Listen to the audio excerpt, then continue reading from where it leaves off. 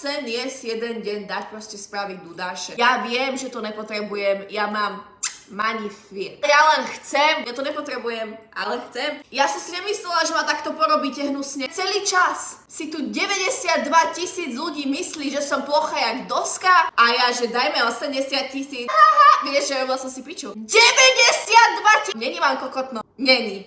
Hej, není.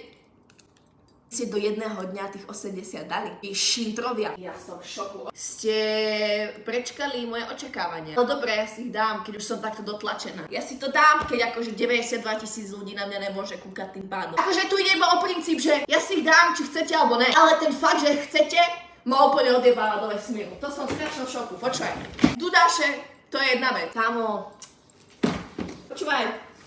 Moja najväčšia investícia za tento týždeň predchádzajúci bolo, že som si kúpila vysávač. Lebo ja mám jeden a ten sa dojebal. Prestal fungovať. Tu sa dá opraviť, ale my v tejto domácnosti neopravujeme, my kupujeme nové. Taktiež ja chodím s takým čávom, čo je strašne povrchný, to znamená, že on musí mať všetko, čo má, musí byť najlepšia značka. Ani nevie o vysávačoch, že nič. Ale chcel Dyson. A ja hovorím, že je tu veľa iných. Barš, čo viem kúpiť? On, že nie, on tu Dyson. On tu Dyson. Potom aj za 800 € ani piči. Ani piči. Ja to z princípu vytáča, však to čo sú za sumy? Ja neviem. Vianoce pre dospelé ženy. To čo tu je za papier? V obálke. Teda aké trestné oznámenie, alebo čo? Nie, že by som vedela, jak to vyzerá. Kamoška mi hovorí, že prečo som si nezobrala Dyson na spoluprácu a ja nehovorím, že by mi ju dali. Zase ne, že mi tu bude Dyson písať, že s tebou by sme nikdy nerobili.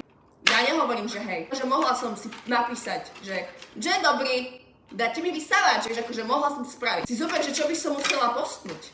Že jaké rilsko by som musela dať. My všetci upratujeme. Za to, že vy si myslíte, že ja to nerobím, lebo sa pritom nenatáčem jak úplný kokot. Muselo by sa že precízne rilsko. Ah! Oh my god, this crazy vacuum. A? Kto? Už ide? Som nevedela. Čo je toto? Oh my god! No počúvaj, predstav to rilsko, že ja by som musela byť, že ahojte.